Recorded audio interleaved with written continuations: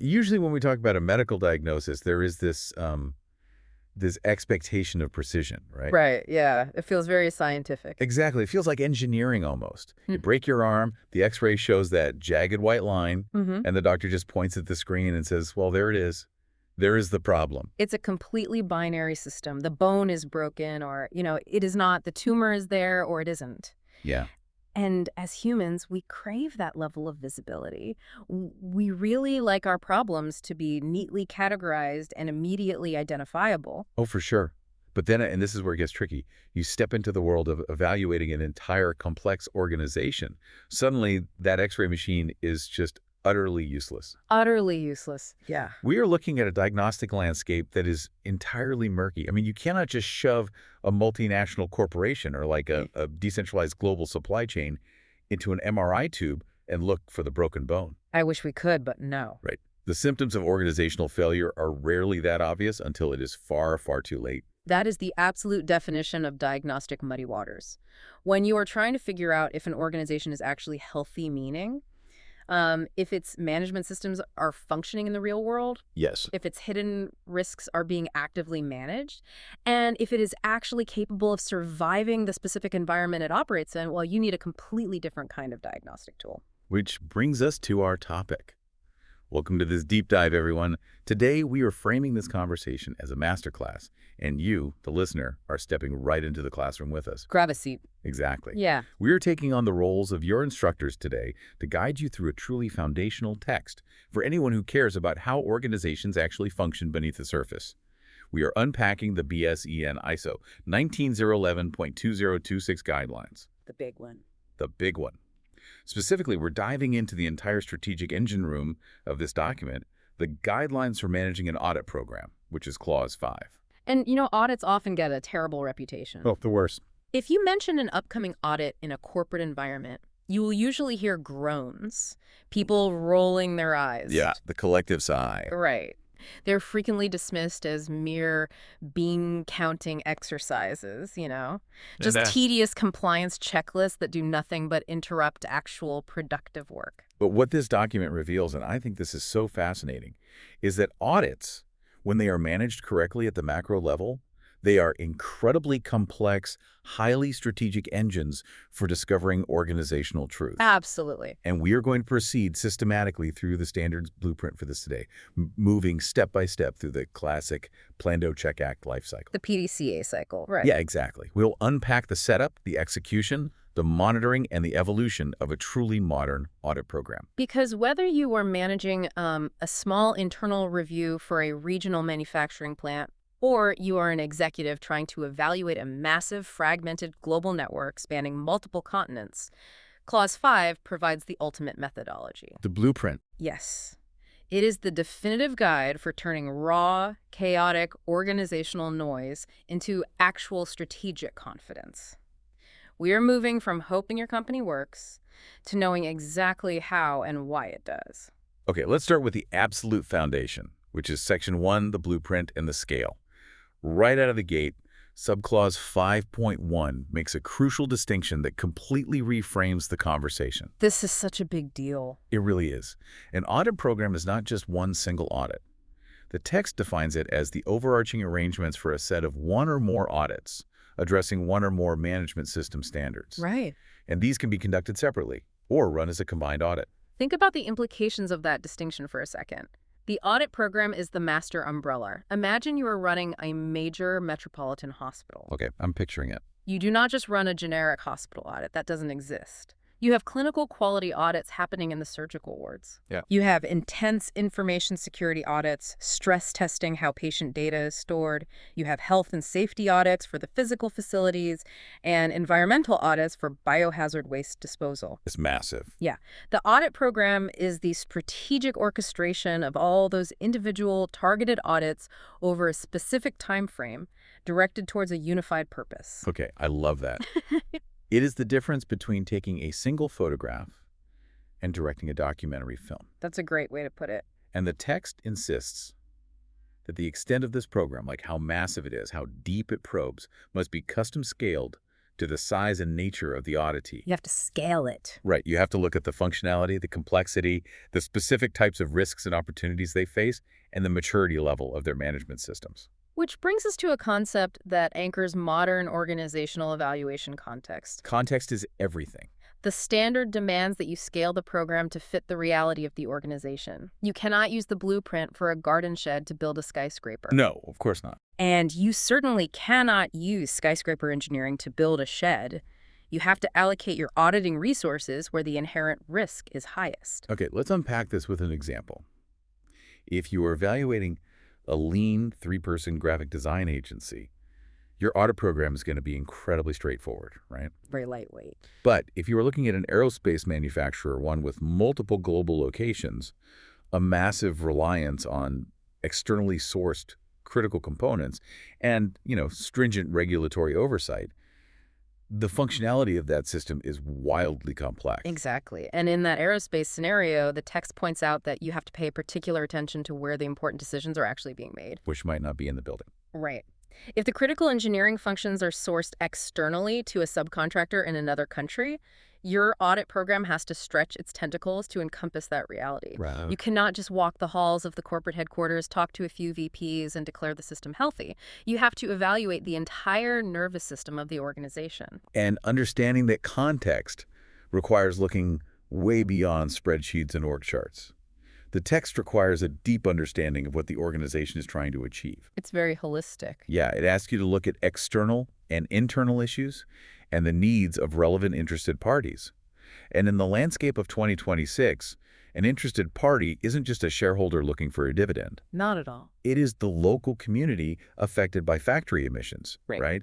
It's the regulatory bodies, the employees demanding safe conditions, and the end users relying on the product. You also have to factor in the application of technology and digital tools. If an organization operates entirely in a decentralized cloud environment, an audit program that relies on physical walkthroughs and looking at metal filing cabinets is fundamentally broken. It's obsolete. Exactly. It does not match the technological context of the auditee. Information security and confidentiality requirements dictate how the program itself must operate. That is why the standard requires a comprehensive master plan. The documented information for this program has to define everything up front. Every little detail. Yeah, the overarching objectives, the risks and opportunities associated with the program itself, the scope of each individual audit, the granular schedule of how often and how long these audits will take. It's a lot of prep work. It is. It has to define the audit types, the criteria, and the specific auditing methods, including how remote auditing will be handled. It goes as far as requiring the criteria for selecting the audit team and rules for observers. It is an exhaustive setup, but the brilliance of this framework is the life cycle it employs to keep this master plan from becoming a dusty relic. Right, a binder on a shelf. Exactly. The standard explicitly relies on the Plan-Do-Check-Act cycle. This PDCA loop acts as the heartbeat of the operation. Plan, do, check, act. It means you establish this complex blueprint, you put boots on the ground to implement it, you constantly monitor its effectiveness, and then you review and improve the entire machine. It is a continuous, relentless loop. Relentless is the perfect word. This ensures that when the organization's reality shifts, say, a disruptive new competitor enters the market, or a radical new digital tool is adopted company-wide, or a sudden global supply chain shock occurs. Which happens all the time now. All the time. The audit program recognizes that shift during the check phase and physically adapts its own structure in the act phase. The program evolves alongside the organization. But a blueprint, no matter how adaptable, requires a destination. You cannot figure out your schedule, your methods, or your team composition until you know exactly what the organization is trying to achieve in the first place. Right, you need a goal. So once you have the overarching structure, the immediate next question is, where are we pointing this ship? We need to establish the audit program objectives, which brings us to Section 2. Clause 5.2. This is where the strategy solidifies. The standard mandates that the individual managing the program, along with the audit client, must establish objectives that direct the entire planning process. And these objectives cannot be created in a vacuum. They must be consistent with the audit client's strategic direction, match its context, and actively support its management system policies. Okay, let me pause right there and push back on that idea just a little bit. Sure. If the objectives of the audit program are specifically designed to mirror the corporate goals, if they have to be consistent with the strategic direction set by the CEO, how does this process remain objective? That's the big question. Aren't we just designing a $1 million system to tell management exactly what they want to hear? Like, yes, your strategic direction is brilliant, and our audits confirm everyone is executing it brilliantly. That is the trap of immature audit programs, and honestly, it happens constantly in the real world. I bet. A company decides its strategy is rapid expansion, so the audit program just measures how fast they are opening new offices, completely ignoring the fact that quality control is collapsing behind the scenes. But what's fascinating here is that the standard carefully engineers a way out of that trap. The objectives aren't there to simply validate management's ego. They are there to test the organization's actual capability to survive. So it is about testing the structural integrity of the hull, regardless of where the captain has decided to steer the ship. That is the perfect way to look at it. The text provides a robust list of what these objectives should be based on. They are anchored in the needs of those external interested parties we discussed, Right. the actual characteristics of the products and services, and the organization's history of nonconformities or customer complaints. I see. So if the strategic direction is rapid innovation, but the customer complaints are skyrocketing because the new products keep catching on fire. Literal fire. Yeah, little fires. The audit program objective isn't to praise the innovation. The objective is to evaluate why the management system is failing to catch critical product safety characteristics. Exactly. Consider the specific examples of objectives the standard offers. One is evaluating the capability of the auditee to determine its own context. Oh, interesting. The audit program is literally testing whether the organization understands the reality it is operating in. Do they even know what external issues are threatening their business model today? That is a profound shift from traditional auditing. It is not just asking, did you fill out the safety form? It is asking, do you have the capability to recognize that the safety regulations in your target market changed 6 months ago? Yes. It also mentions evaluating the capability of the organization to determine its own risks and opportunities, and to actually implement effective actions to address them. Not just identifying them, but fixing them. Right. Furthermore, modern objectives heavily emphasize the supply chain. Establishing a level of confidence in the capability of an external supplier is a massive objective today. You aren't just looking inward, you are auditing your dependencies. And to address the friction between management and reality that I brought up earlier, the standard lists the specific objective, evaluating the compatibility and alignment of the management system objectives with the strategic direction. Calls it right out. Yeah. If the board's strategic direction is agile, fast-to-market software development, but the internal management system objectives are still rigidly focused on zero variance, 5-year waterfall planning, the audit program is designed to highlight that fundamental organizational friction.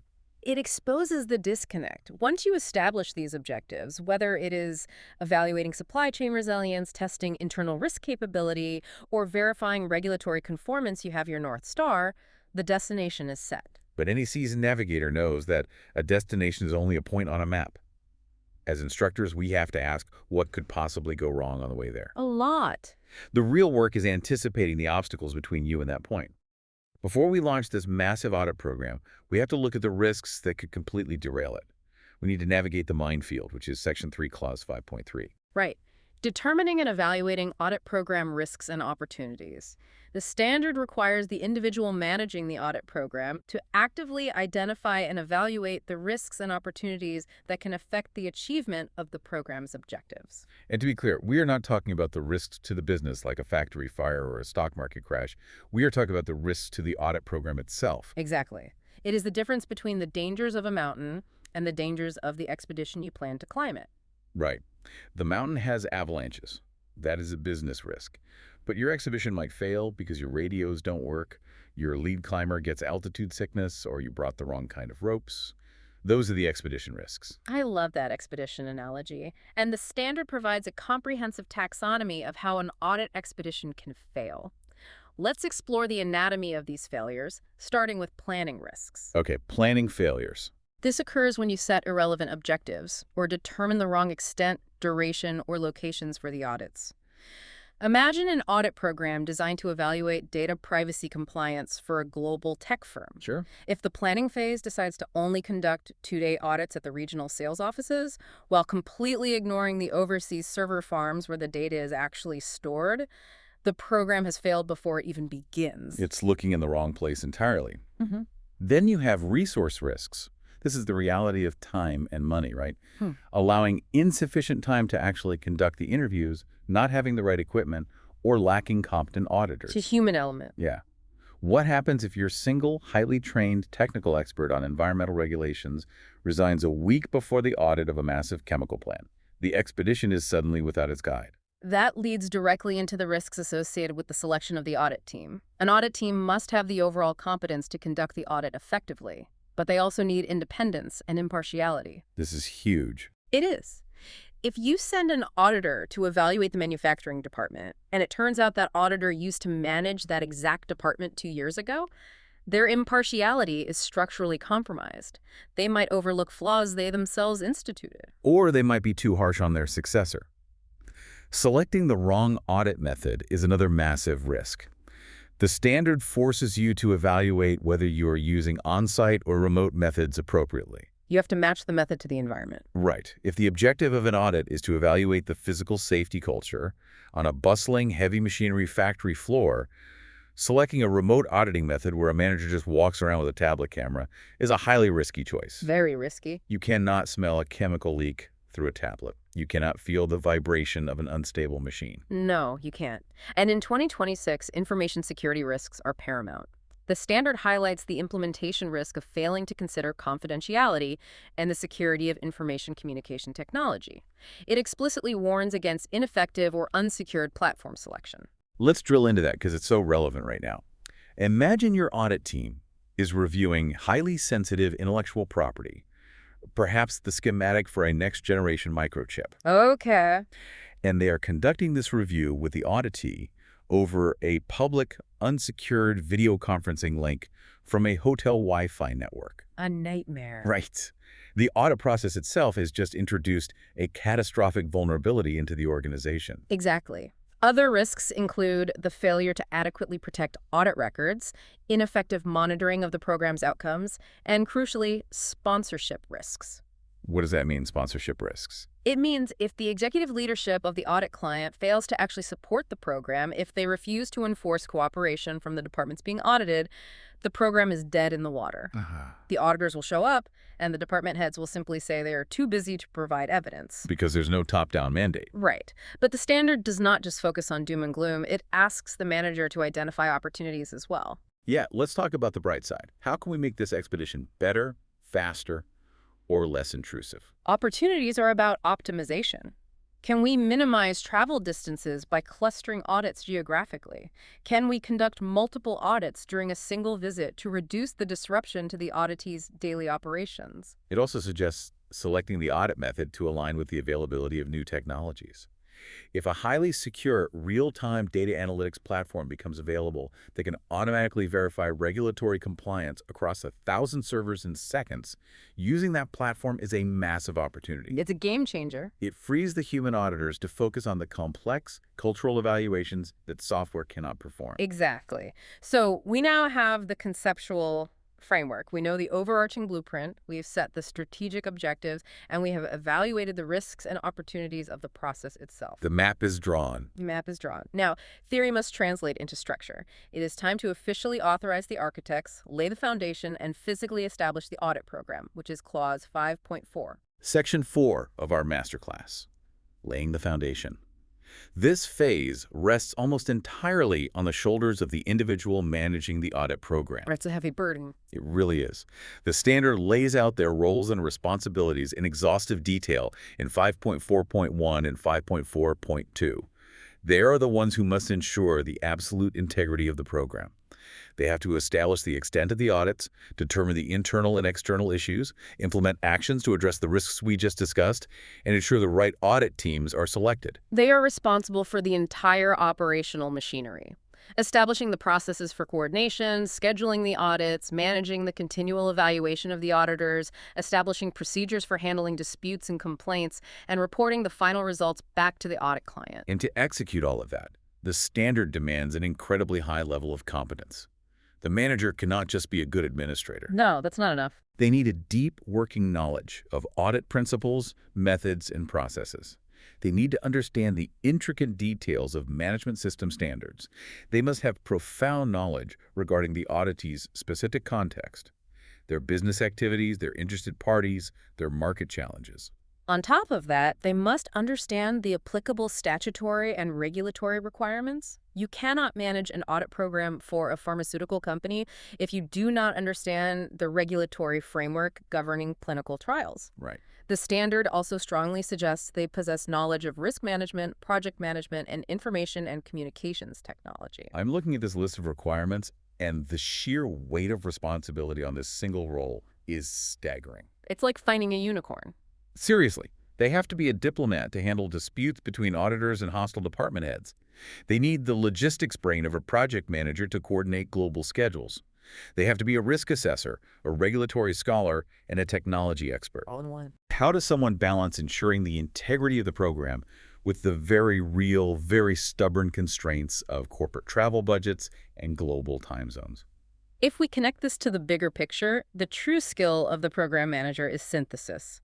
They don't just ask for resources in a vacuum. They use the risks identified in 5.3 to justify the resources needed in 5.4.4. Oh, I see.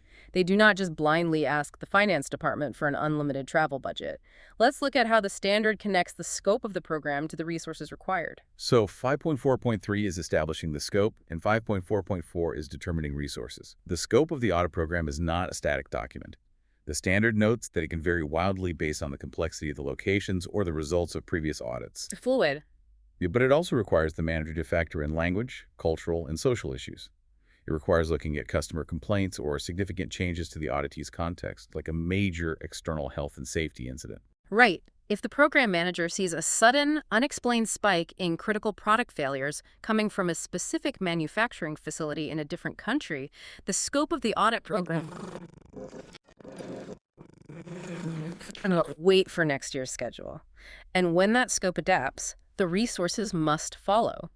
The standard dictates that the manager must determine the necessary resources, financial, time, the availability of technical experts, and the specific auditing methods. But it goes deeper than just money. Much deeper. They have to calculate travel time, the logistics of navigating different time zones, and the availability of interpreters. They must also determine the requirements related to the facility itself. Does the audit team need specific security clearances to enter a defense contractor site? Do they need specialized personal protective equipment or health permits? Exactly. And this answers your budget question. If that foreign manufacturing facility has a high inherent risk of catastrophic product failure, the program manager uses that specific risk to justify the cost. They can walk into the CFO's office and say, look, the risk profile of this facility requires a specialized metallurgical expert, an interpreter, and on-site physical travel. Right. The cost of this resource allocation is negligible compared to the risk of a global product recall. The risk dictates the resource. The foundation is poured, the budget is approved, and the manager is in place. Now, the theoretical becomes operational. We move to the do phase of the PDCA cycle. Section 5, Clause 5.5, implementing the audit program. Boots on the ground. This is the most granular part of the text, guiding you through the operational steps, from 5.5.1 to 5.5.7. This covers defining individual audit scopes, selecting methods, picking the team, assigning the leader, and managing results and records. Let's break that down. The manager must communicate the relevant parts of the plan to everyone involved. They have to define the objectives, scope, and criteria for each individual audit within the broader program. Remember, earlier we established the overarching objectives for the entire program, like evaluating supply chain resilience. Now we are zooming way in. What is the objective of the specific audit happening at the logistics hub in Singapore next Tuesday? Exactly. Is it determining conformity to a specific shipping regulation? Is it evaluating the effectiveness of a new inventory software? Once that specific objective is defined, the manager selects the auditing methods under 5.5.3. Will this be on-site, remote, or a hybrid combination? Then comes what is arguably the most critical operational decision, selecting the audit team members in 5.5.4. The squad. The squad. The standard requires the team to be selected based on the competence needed to achieve the specific objectives of that individual audit, taking into account the complexity of the environment and the methods chosen. The selection process must ensure objectivity and impartiality. But it also requires a deep understanding of human dynamics. The text explicitly mandates evaluating the ability of the audit team members to work and interact effectively with the representatives of the auditee.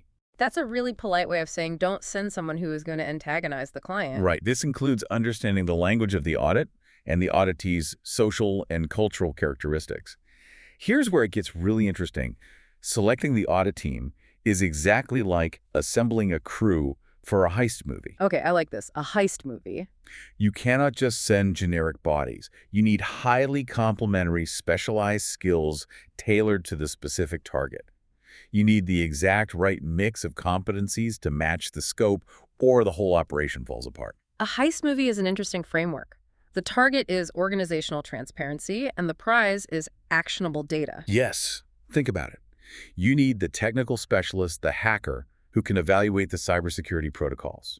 You need the linguist, the person who not only speaks the language of the local facility, but understands the cultural nuances of how authority and bad news are communicated in that specific region. Which is huge. And you need the mastermind, the audit team leader, who coordinates the entire operation, manages the client relationship, and keeps the schedule on track. That's a perfect analogy, because if you are auditing a highly specialized biochemical facility in Germany and you send a team of generalist accountants from Chicago who do not speak German, Oh boy.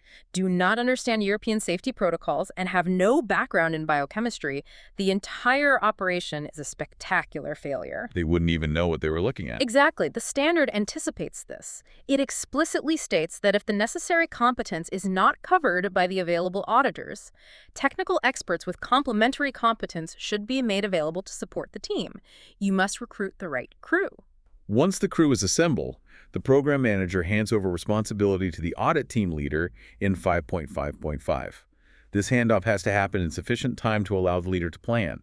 The manager briefs them on everything: the objectives, the scope, the methods, the team composition, and all those identified risks and opportunities. The leader must be made aware of any required health, safety, environmental arrangements, security clearances, and how to coordinate with other auditing activities that might be happening simultaneously. They are handed the keys to the vehicle, and the audit begins. And when the team returns from the field, the implementation phase shifts to 5.5.6, managing the results. The manager evaluates whether the objectives were achieved, reviews the reports, and handles any necessary follow-up activities. I want to emphasize the importance of managing results here. The purpose of an audit is not simply to hand management a list of nonconformities and walk away. Right. It's not a hit and run. The program must review the effectiveness of the actions taken by the auditee to address those findings. Did they actually solve the root cause of the problem? Furthermore, the manager must look for opportunities to distribute good practices across the entire organization. If the audit team discovers that the logistics hub in Singapore has developed a brilliant, hyper-efficient method for managing customs documentation. Don't keep it a secret. Exactly. The audit program acts as the mechanism to share that best practice with the hubs in Rotterdam and Los Angeles. It becomes an engine for internal cross-pollination. And to prove that this complex machinery is actually functioning, 5.5.7 details the rigorous paper trail required. Managing audit program records. Oh, the paperwork. The manager must ensure records are generated, managed, and securely retained.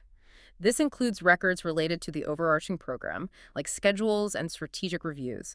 It includes all records for individual audits, the plans, reports, nonconformity findings, and corrective action evidence. Everything. And it includes personnel records proving the ongoing competence and performance evaluation of the audit team itself. It is a massive administrative burden. Processes must be established to guarantee the information security and confidentiality of all these records. So the audits are running. The teams are out in the field executing the plan, the data is flowing back, and the records are being secured. Everything is in motion. But as instructors, we have to ask a vital structural question. While this massive operation is running, how do we know if the program itself is actually working? This brings us to the crucial pivot in the life cycle. We have planned the work, and we are doing the work. Now, we must keep a finger on the pulse.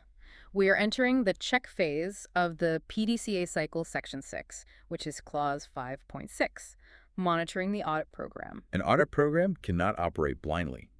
The individual managing the program must actively monitor it. They have to check, are the schedules actually being met?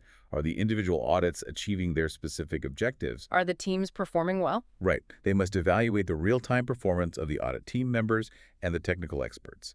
They need to monitor the ability of the teams to actually implement the plan in the field. Are they finding the evidence they need, or are they being blocked?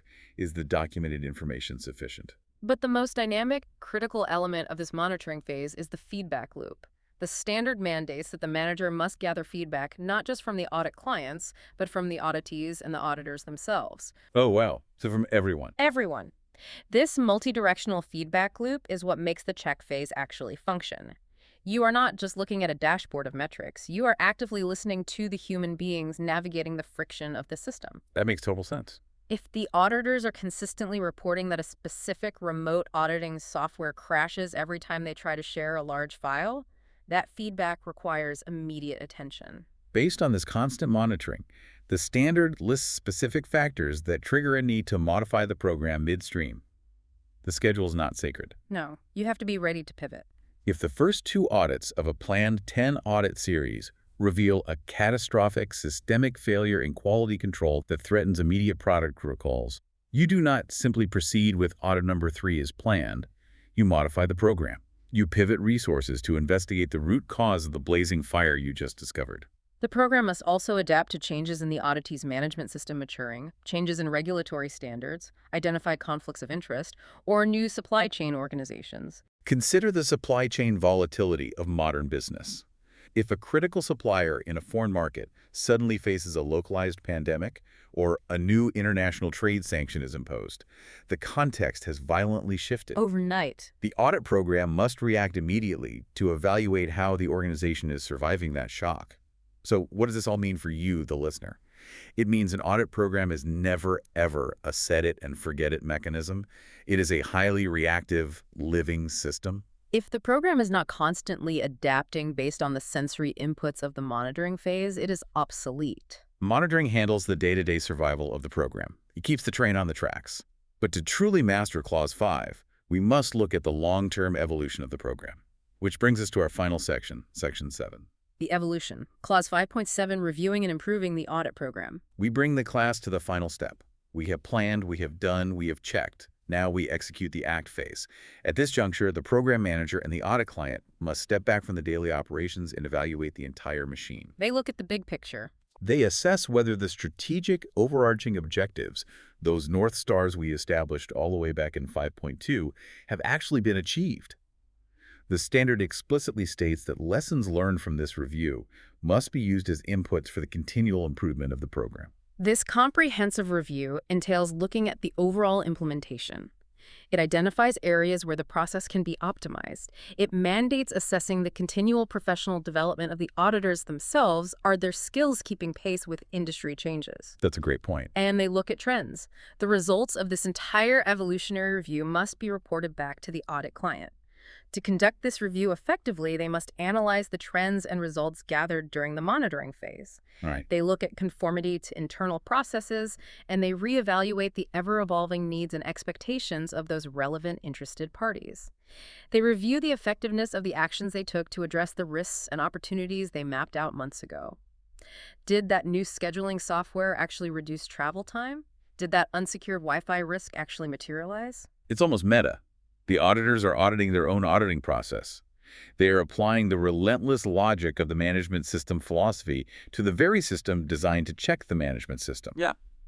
But I have to push back here again. Go for it. Does this actually lead to change, or is it just another incredibly thick, densely worded report sitting on a desk? Like, serving only as proof that they reviewed the review.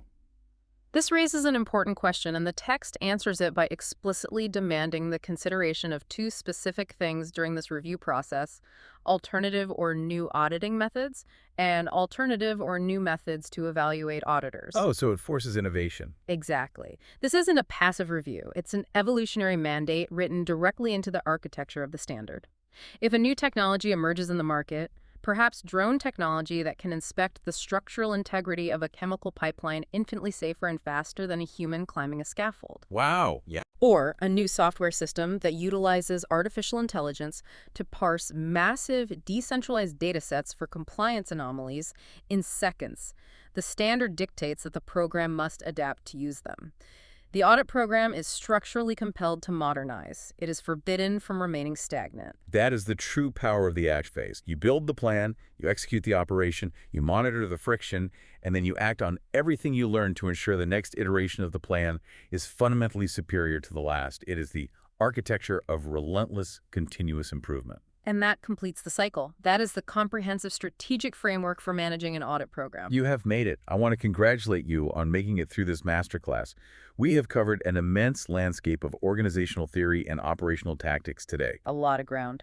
We started by understanding how to custom scale a program to an organization's specific, complex context in 5.1. We learned how to define strategic objectives that test a company's true capability to survive in 5.2. We mapped the treacherous risks and hidden opportunities in 5.3. We navigated the immense responsibilities of the program manager to allocate resources based on justified risk in 5.4. We assembled specialized teams to execute the mission in the field in 5.5. We learned how to monitor the pulse of the living program in 5.6. And finally, we explored how to force the continuous technological evolution of the entire system in 5.7. By understanding the underlying mechanics of this framework, you really possess the ability to look at organizational evaluation in an entirely new light. You understand how to turn a process that is usually viewed as a chore, a tedious compliance overhead, into a highly tuned dynamic engine for strategic dominance. Before we wrap up, I want to leave you with one final provocative thought to ponder, something that builds on that mandate for continuous evolution we just talked about. Okay, let's hear it. ISO 19011 demands that we constantly review and integrate new technologies and alternative methods into our audit programs. As artificial intelligence, predictive data analytics, and real-time remote monitoring systems become increasingly sophisticated and entirely autonomous over the next decade, we have to ask a radical question about the future of organizational truth. Where does the technology ultimately take us? Exactly. Will the audit program of the 2030s even be a scheduled physical event? Or will the concept of an audit program dissolve into a continuous, invisible background process? That's a wild thought. Will it become a digital nervous system, constantly monitoring the health, compliance, and risk profile of an entire multinational organization in real time, 24 hours a day, without a human auditor ever needing to set foot inside a building? Fascinating proposition. It certainly changes how we would cast that heist movie. It really does. The hacker might be the only one left on the team. Very true. Thank you for dedicating your time and your curiosity to this deep dive. You are now equipped to look past the surface of any organization and understand the machinery testing its foundations. Until next time, keep digging deeper.